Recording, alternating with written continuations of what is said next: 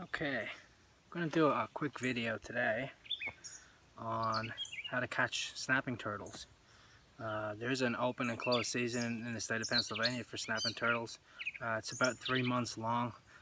You do need a fishing license to trap snapping turtles. You cannot sell them commercially unless you have a commercial license to do so. I believe the limit in the state is 15 a day. Now, I'm not going to catch anywhere near that. I only want 1 or 2, that's it. So there's a couple of different methods and techniques you can use for catching turtles, like I said, and we're going to go over a couple of those today. Oh, I can hear fish jumping. That's terrible. First method is a jug. You would use the same thing. It's popular in the south for jugging for catfish. This rig will also take catfish. So if you're fishing in somebody's pond, you better know if they have catfish or not. This is not the way to go, unless they don't mind you catching the catfish. This is our hook. As you can see, that's a pretty large hook. This is state minimum size for a turtle hook. Obviously it's designed so fish and bass and things like that, game fish, are not going to eat it. It's way too big for that. You can put a big bait on here, and the object is to get the turtle to swallow it down in one go. This is a minimum size hook. It's a 3.5 inch long and 1 inch from the shank to the point of the hook. So like I said, even a small turtle is not going to swallow that. It has to be a decent sized turtle, which is obviously, if you're going to keep the turtle to eat it, you don't want to be catching small ones. You want to catch the biggest one that you can. I have this rigged on a steel trace. It's a 50-pound steel trace, and the big hook you can see there. That's pretty. If I put it inside my hand, you'll be able to see how long it is. I mean, it's the length of my finger there. We got a snap swivel, and I have 100-pound paracord, about 6-7 foot of that, and I have it attached to a jug. So it's tied to the handle of the jug. You see the number on here?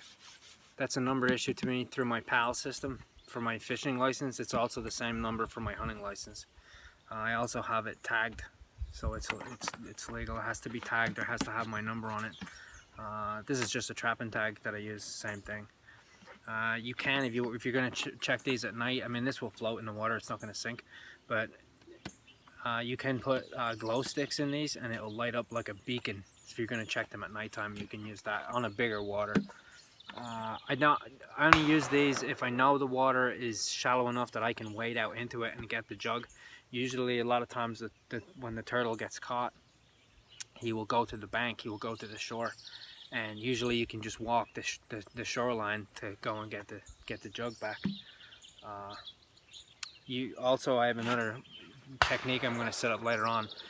Is a cage trap. It's basically a trap door on the front, and the turtle can go in and then can't come out. It's a one-way swinging door, kind of like a muskrat trap, like a colony trap. You can use those too. There's minimum sizes and stuff like that as well for the cage traps. The ponds, ideally you want a pond that's got a muddy bottom. The turtles like the muddy bottom that they can lay down into the mud. Also, the primarily source of food for the turtle would be lily pads. Actually, people think that snapping turtles are carnivorous, but they eat carrion, and they eat dead fish and stuff, dead frogs and stuff that are in the water. They will catch live animals too if they can. He's an opportunistic feeder, but their diet mainly consists of tubers and stuff from the lily pads and aquatic plants. That's a lot of what they eat. So if they have that, they have the muddy bottom, and they have shallow water where the water warms up quickly, that's a good spot for snapping turtles. I'm gonna have some bait here.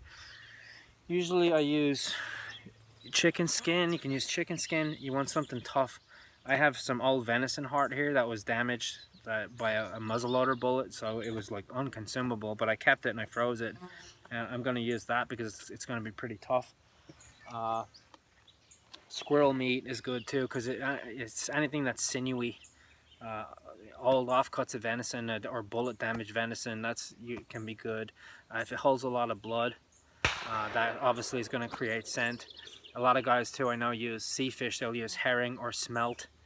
And then they'll use oil, fish oil as well, and that it can be attractive to the turtle too. If it leaves a slick on the water, he'll follow that slick in, just like a catfish. Same thing. We'll get this bait, some of the bait prepped up, and then I'll turn you back on and we'll show you how we set it. Okay, prep the bait. As you can see, I fed the hook through the piece of heart, and this already stinks. It's been sitting in my car all day and it's like 100 degrees out.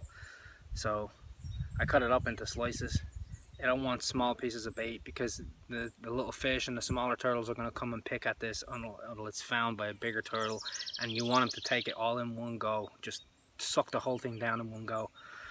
That's what's good about the jug. The jug lets him take it if he wants to pull it, and he won't pull the bait off the hook. The jug will go with him, and he'll eventually just, you know, nip it down till it's small enough for him to swallow, and he'll swallow it all in one go. That's what you want. You don't want him biting chunks off it, or if it's tied to the bank or tied to a tree. Some guys will tie stuff to a solid, you know, a solid anchor like a tree, and when the turtle feels the resistance on it, what he'll do is he'll bite it and he'll pull a piece off it, then he'll bite it again and pull a piece off it, and bite it again, pull it, and he won't take it. He'll just strip the stuff off the hook.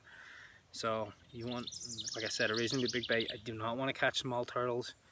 I only want a big one. It's kind of like a gator bait.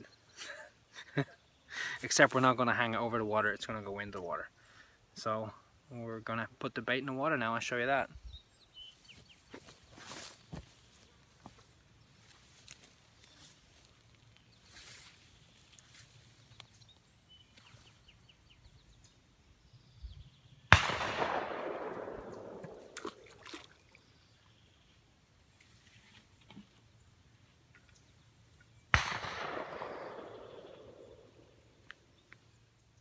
I leave the bottle anchored on the shore, but it's free to go wherever it wants to go. You can see where the line lay in the water. The bait doesn't have to be too far out. The bait is about right there. And that's maybe in 3.5 feet of water. Oh, there's fish jumping over there already. Oh man, that's terrible. Didn't bring my fishing pole. You can see at this end there's more fish. You see at this end of the pond there's a big lily pad bed there. And then on this side it's got brush and stuff. So there's plenty of cover, and this is a muddy bottom, I already know that. The trees here, there's plenty of shade and cover for the turtles too, to get up on the bank and get out of the water if they want to do that.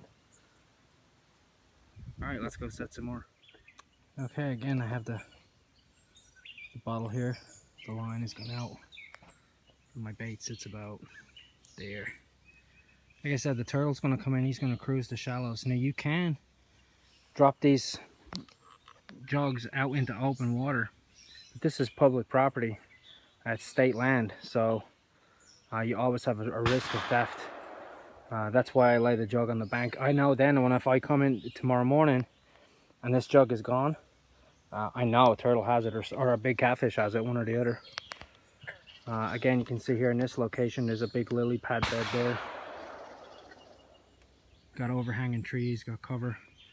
You don't want to put these lines near submerged trees, because you do not want the turtle to get entangled in the clay and then not be able to come up for air. That's not good. Then you have a dead turtle and he's pretty much useless, so you want to avoid that at all costs. This is another pond. It's a drainage pond, a farm pond. As you can see, it's all green. Double duties though. When I come tomorrow to check these, I'll bring my fishing gear with me and do some fishing too. So alright, let's move on to the cage trap. Okay, this here is a cage trap. There's a one-way door in the front. Turtle comes in here, goes in, door goes down behind him and he can't get back out. It's got some bait hanging in there. It's got a trap door on the top with 2 latches on it. The trick with this is, again, you can float this in the water. You can use pool noodles, anchor them into each side of it, and it will float out in the water. Of course, you're going to need a boat to check that. I'm just going to put it in here by the shore of the pond here. Again, the trap is tagged. You can see my tag here, and I got another tag right there. Same thing, trapping tags on it, so it's legal. There are size dimensions. They vary by state, so you got to check your local regulations for cage traps for turtles. The nice thing about this is if you catch a small turtle, you can let it go. And then the disadvantage to it is that I have had big turtles that have wrecked the door on this trap. Even overnight, if I leave it in the night before and I go to check it in the morning, they've destroyed it. I had a turtle rip the door off of this like 2 or 3 times. He mangled the bait cage in it, so you've got to check it pretty frequently. We're going to put it in the shallow water here right in the pond and see what happens with it. Okay, first day check here. Well, we had a customer, but he didn't swallow the bait. You can see here that the way the trace is all twisted up. Now, this was a brand new trace, so it was perfectly straight. But as you can see, the bait was gone. The bottle was only pulled out just a little bit. But I bet what he did was he sat there and he bit chunks off the meat, and he twisted it and twisted it and twisted it, just like a gator, and he just wrung it off. Even though it has a swivel, I have a swivel here, they still twisted it off. So what we'll do is we'll rebait it, and we'll come back again and try again. But we know that that may have been smaller turtles too. Sometimes that's a trick to get to get the big turtle to find it first. My other jug here was the same. I just checked that one too. So what we'll do is we'll rebait up these hooks and we'll give it another shot.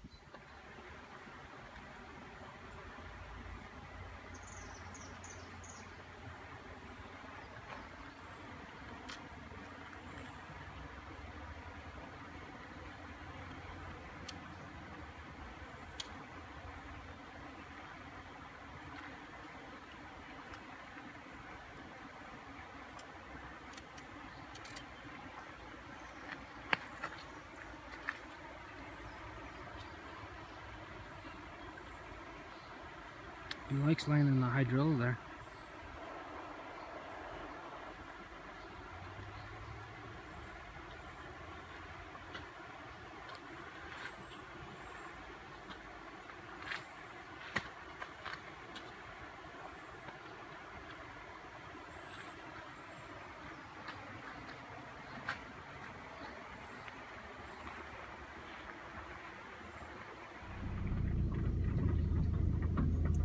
There's a little baby fawn here in the road.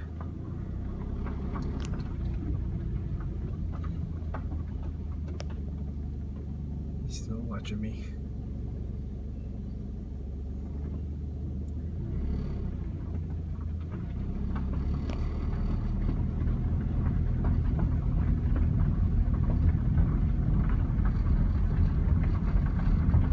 Oh, there he goes. I want to scare him.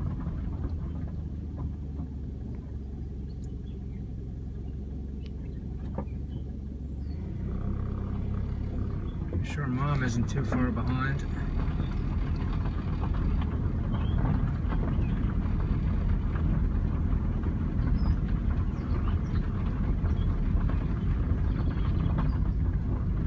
Come on, little fawn. There he goes.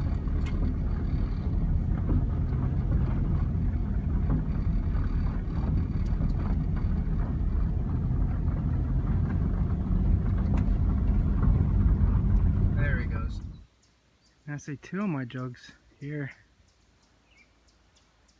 There's one there, and there's one there. So maybe we got lucky and filled all my lines.